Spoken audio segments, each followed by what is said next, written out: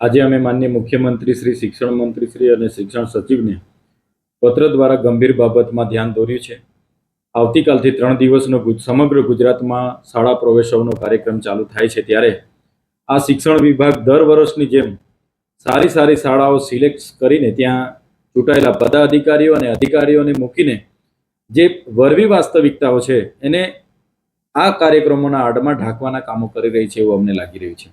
આજે ગુજરાત મોડલની સમગ્ર દેશમાં ચર્ચા થતી હોય ત્યારે આપણે એ વાસ્તવિકતા પણ સ્વીકારવી પડશે કે આજે ગુજરાતમાં 1657 શાળા એવી છે જ્યાં માત્ર એક શિક્ષકથી એ શાળાઓ ચાલે છે.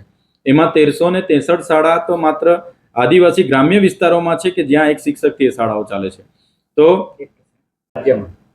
આજે ગુજરાત મોડલની દેશમાં વાત થતી હોય તો ગુજરાત રાજ્યમાં 1657 પ્રાથમિક શાળા એવી છે જ્યાં એક જ શિક્ષક છે.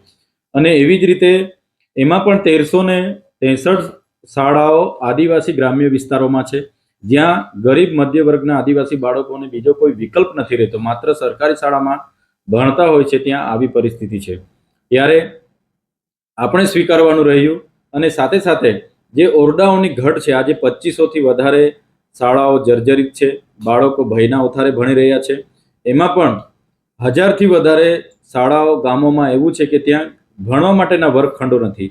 ત્યારે ત્યાંના બાળકોને ક્યાં તો ખુલ્લી જગ્યામાં, ક્યાં તો કોઈ ઝાડ નીચે, કોઈ ભાડાના ઘરમાં ભણાવવામાં આવે છે અને વરસાદ જેવી પરિસ્થિતિમાં રજાઓ આપી દેવામાં આવે છે.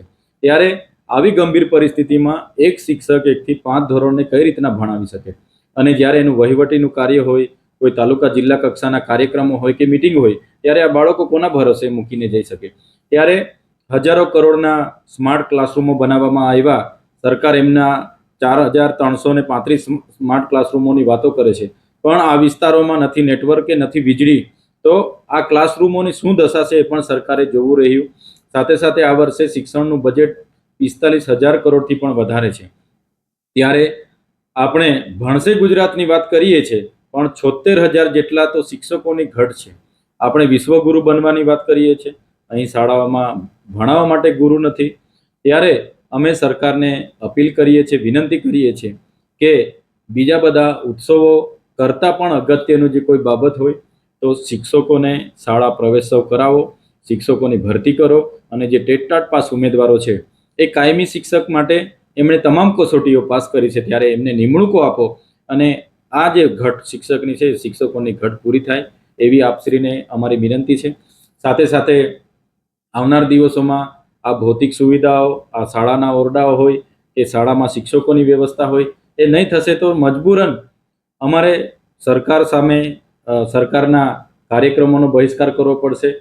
એટલા માટે જ અમે કહીએ છીએ કે સરકાર આમાં ગંભીરતાથી લે અને પૂરતા શિક્ષકોની ભરતી કરે, ઓરડાઓ બનાવી આપે અને આ વિસ્તારમાં ભૌતિક સુવિધાઓ પૂરી પાડે. એ જ આપના માધ્યમથી અમે કહીએ છીએ.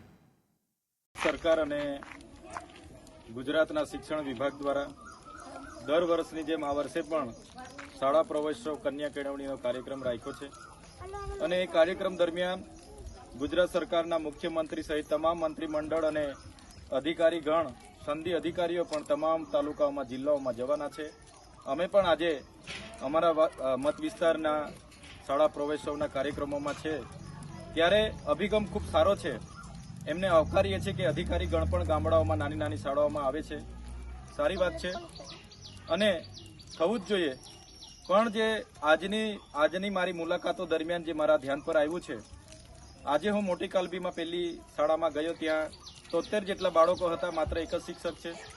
એ બાદ મેં કાકરપાડા નવી વસાહતની શાળામાં ગયા, ત્યાં 1 થી 5 ધોરણમાં માત્ર એક જ શિક્ષક છે.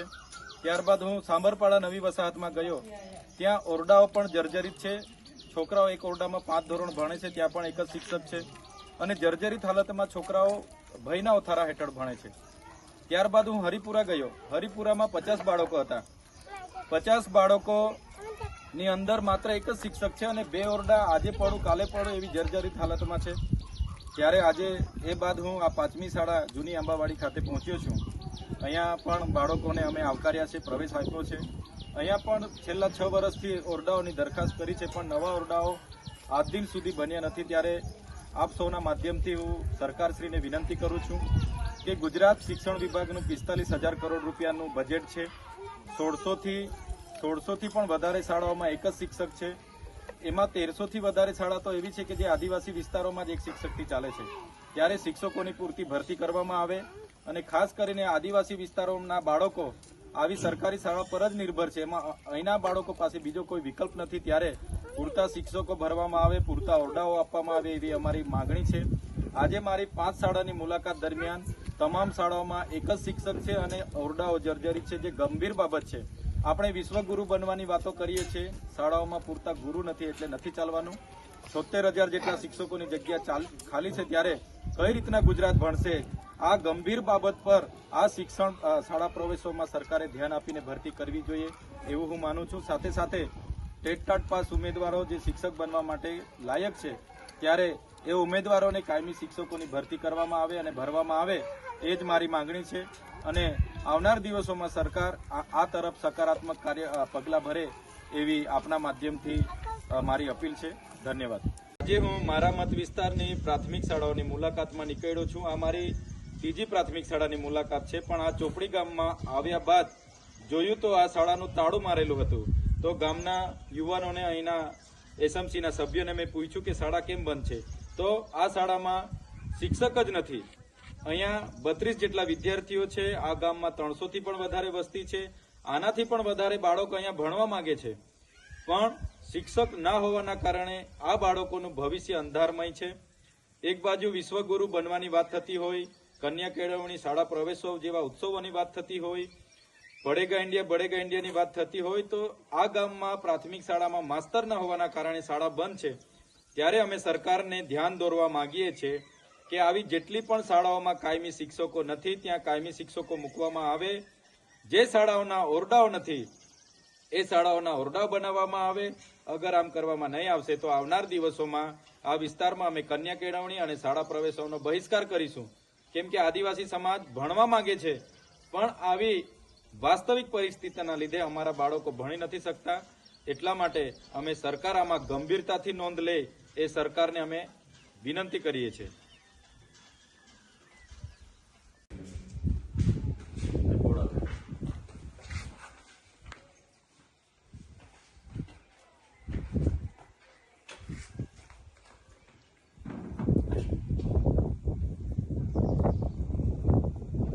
આજે 149 ડેડિયાપાડા વિધાનસભાના મારા મત વિસ્તારમાં હું શાળાની મુલાકાત માટે સવારથી નીકળેલો છું.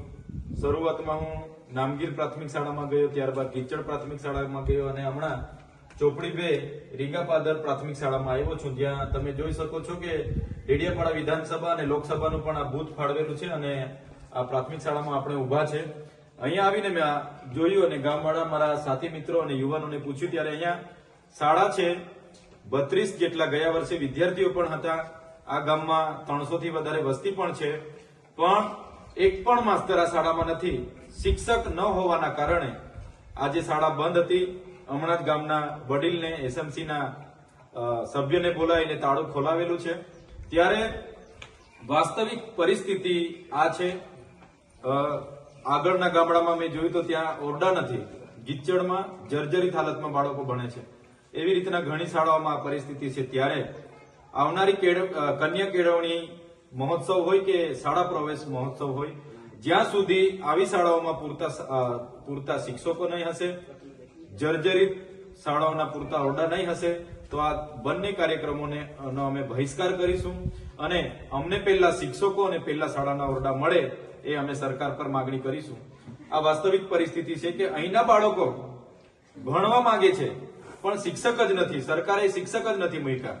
ત્યારે વિશ્વગુરુ બનવાની વાત છે, બડેગા ઇન્ડિયાની વાત છે અને બેટી બચાવો બેટી પઢાઓની વાત છે. તો આ બધા જે આઝાદીના 75 વર્ષ પછી પણ આવા મહોત્સવો મનાવવામાં આવે છે, તો આ વાસ્તવિક પરિસ્થિતિ પર પણ સરકાર ધ્યાન આપે અને અહીંયા શિક્ષક મૂકે. અમારી આવનાર દિવસોમાં માંગણી રહેશે. અગર શિક્ષકો નહીં મૂકશે તો અમે કન્યા કેળવણી મહોત્સવ અને શાળા પ્રવેશો મહોત્સવનો બહિષ્કાર કરીશું.